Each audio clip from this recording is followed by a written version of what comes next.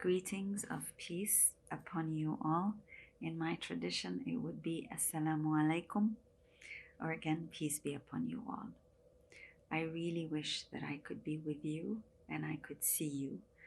Unfortunately, you're meeting at a very difficult time for the US time zone, so please forgive me for not being able to join you. My name is Azza Karam, and I have the privilege and the responsibility of serving a worldwide movement of interreligious institutions, organizations called Religions for Peace. In case you do not know it, we think of it as the United Nations of Religions. The United Nations has member states or governments. Religions for Peace has member religious institutions, all religious institutions, representing all the religions, representatives from all faith traditions where there are no institutions, as well as interfaith youth networks and women of faith networks. This global movement has been around for 50 years, and it has national presence in the form of interreligious councils in 92 countries and in 4 regions. It is a global movement of multi-religious collaboration, which is something I wanted to take the opportunity to reflect with for a few minutes with you today. Before joining Religions for Peace on March 1, 2020, 2 weeks before the national lockdown in New York City, as it had become the center of the COVID epidemic. Before joining Religions for Peace, I worked for 20 years in the United Nations, where my job was to ensure that the United Nations system, not just the organizations I worked for, UNDP and UNFPA, but the system of the United Nations itself was more understanding, more collaborative, more appreciative, more determined of and to working with religious actors. Who are these religious actors? They're religious institutions like mosques, churches, synagogues, temples. They are also religious leaders who may not necessarily be affiliated with a particular church or mosque or temple. They are leaders of their communities. But also religious NGOs like yourselves, committed and dedicated to mission and working to serve all. So this universe of religious leaders, religious institutions, religious communities, and religious NGOs is a very big universe.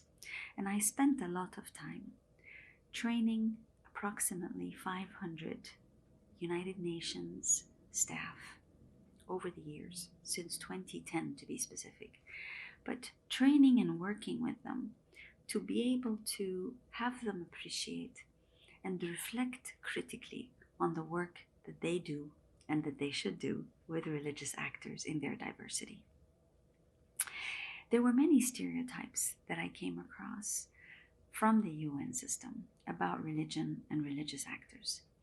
They are stereotypes that are, as any stereotype, informed by the lack of knowledge of what religions mean in people's lives, of why faith matters, of how religious institutions, for instance, are the original development and humanitarian actors. Before we had governments, we always had and will have religious institutions. Before we had politicians, we have always had religious leaders and will continue to. So there was a tremendous amount of, if you will, lack of proper appreciation for the role of religious actors. Because even though this is the United Nations, it is still a secular institution, and that is wise. It should be a secular institution because 193 governments cannot start dealing with one another on the basis of religion. So it's a good idea that they don't deal with one another on the basis of religion. It's a very good idea that already the struggle is significant to deal with one another as equals in a world that is deeply marred by inequality. So this particular secular establishment, which represents the world's governments, doesn't necessarily know or want to appreciate the vastness of the realms of religion. Because if you put all of these different religious institutions, the leaders, the communities, and the NGOs together, you will find that the United Nations system actually is a great deal smaller in the universe of religions than anticipated, and nobody usually likes to think of themselves as small. The United Nations system understands itself to be vast and big, and it is. You have WHO, you have World Bank, you have UN agencies. The United Nations system is very big. But the truth is that the realms of religion, the worlds of religion, are even bigger.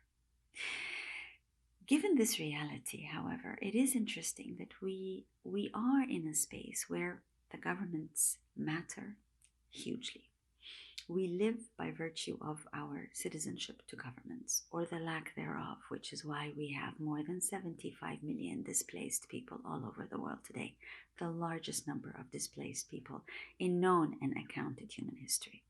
We all live by virtue of the governments that we belong to, that we adhere to, that give us our citizenship and ostensibly uphold our rights, or not.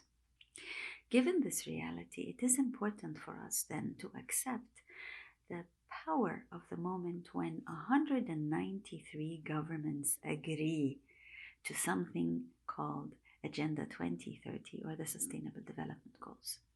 The United Nations system came together after the Second World War to protect human rights, peace and security, and sustainable development.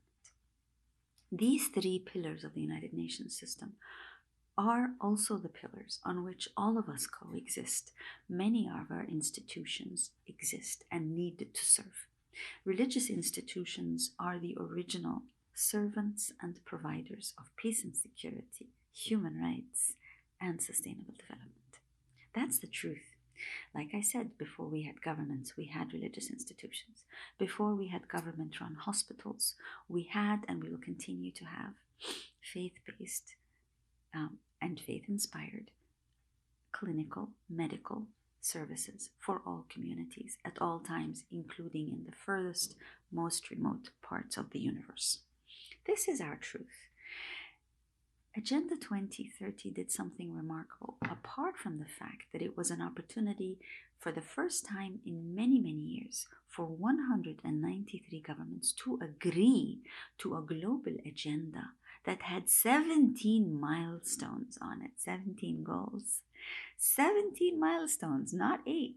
Remember that the Millennium Development Goals was 8. This is 17.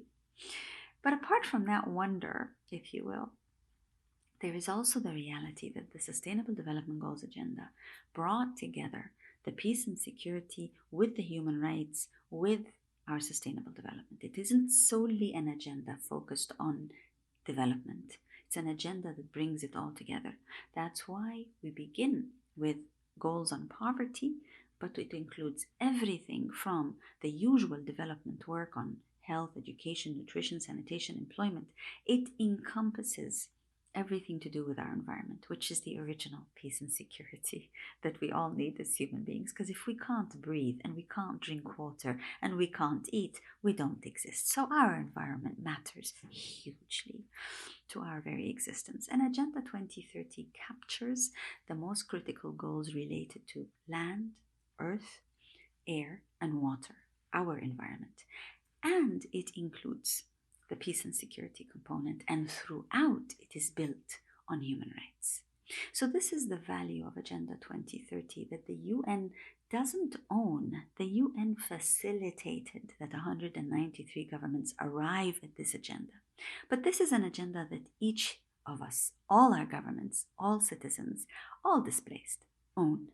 An agenda that is built on what is necessary for the very survival of our planet and our human species to exist.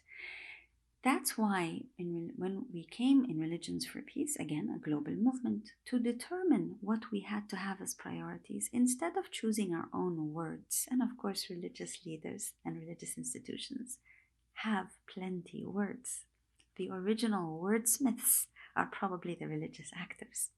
So when you bring religious institutions together to determine the strategic direction, of course, there's a lot of words. What we insisted on with our religious institutional members is to say, let's use the language of the Sustainable Development Goals. Let us make sure that as religious communities we can work together to help the governments realize the Sustainable Development Goals. That should be our agenda, at least until 2030. We should be, as religious actors, institutions, leaders, communities, NGOs, we should be committed to the realization of a global agenda on which 193 governments have agreed and which captures all that we need in our lives in order to live, not just live well, but live with dignity. We should be able to do that. So that idea that you have a framework, real life framework, that actually corresponds very well with all our religious values, that life framework should be our objectives and our strategic direction as religious organizations as well. Of course, we justify and we explain and we do our work differently from what governments and secular actors do, because we are religious communities and organizations, but we serve the same purpose of overall well-being and common good as agreed to by the world's institutions. So this is how I think there's an important shift in our mindset as religious actors, religious NGOs in particular. We serve a global agenda of well-being that predates all the global conventions and treaties and institutions as we know them today. But nevertheless is encapsulated, this agenda of global well-being is encapsulated in as minute and imperfect a form as the Sustainable Development Goals agenda. So Agenda 2030 definitely matters for all religious actors who are working in the domain of peace building and security, who are working in the domain of sustainable development, and who are working to uphold human rights. Agenda 2030 is our agenda. It isn't an agenda of somebody else, it is our agenda. In fact, religious actors, again, are the original actors of this agenda. Then COVID happened. And I will share very honestly with you that I was so extremely naive to assume that COVID would push us to work together across our religious differences, across our institutional differences, across our geographical differences, because COVID itself is not distinguishing between North and South or East or West or Muslim or Christian or Jew or Buddhist or Hindu. COVID doesn't distinguish. So I assumed, again naively, that we will come together very strongly. That, by the way, this notion of being able to come together, to work together in spite of our differences, that is the heart of Religions for Peace's mission. That should be at the heart of all religious actors' mission, no matter what holy book or holy scripture inspires. I believe very strongly that we have to work together, especially because we believe. If we believe, we must work together, because the divine is not manifested in only one religion. The divine is manifested precisely in the diversity of faiths. But that, again, I agree, is naive. Because we know that as a result of the environmental degradation that we are witnessing, that we are living today, we know for a fact that most of the challenges that humanity will encounter are going to be humanitarian in nature. Humanitarian crises is the new normal. We have to do sustainable development. We have to do peace and security. We have to do human rights in the context of humanitarian challenges, not outside of them. The humanitarian challenges will not pause while we do our work. The humanitarian challenges will structure our work. Serving together is the heart of finding the divine. Serving together is where we find the best of ourselves. And the best of ourselves is the breath of the divine. Serving together is what we have not necessarily done very well in the COVID crisis. We have rushed to serve our communities. We have rushed to serve those we normally serve. We have rushed to serve the integrity of our own institutions. We have not necessarily worked very well together across our religious, geographical, institutional differences. And if COVID does not enforce that kind of joint service, to be honest, I'm not sure. I'm not sure what will. I'm not sure that if a global pandemic does not force us to come together, to work together, to serve together, then I'm not sure what will. And I think the point here is not that we lack in service. On the contrary, religious communities have always been the first responders in any and all crisis. This is a documented fact. There's so much evidence. Religious communities are the original development actors and continue to be the bulk of the development actors. The question is not whether we serve. The question has to be, are we collaborating, cooperating, partnering to serve together? Of communities coming together at the very local level. They're Muslim, they're Christian, when they have both coexist. They are Jewish, they're Muslim, they're Christian, where they coexist. They are Buddhist and Hindu, where they coexist. They're coming together to serve the communities together because it's the same needs. It's the same needs. And they are doing it together. And as they come together to serve together, something unbelievable happens.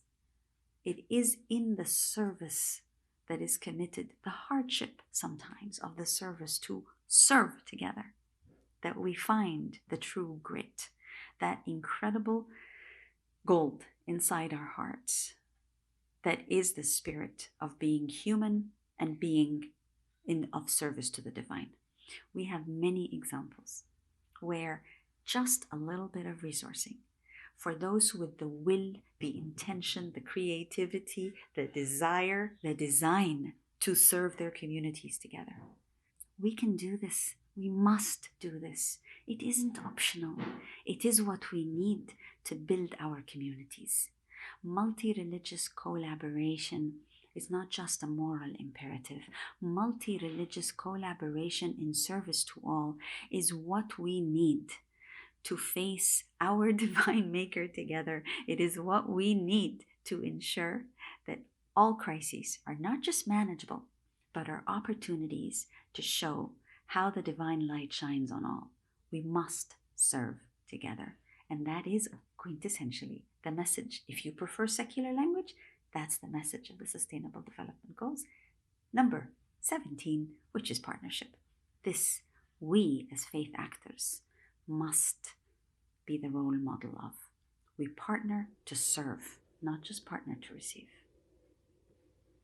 Blessings upon you all. I look forward to your deliberations.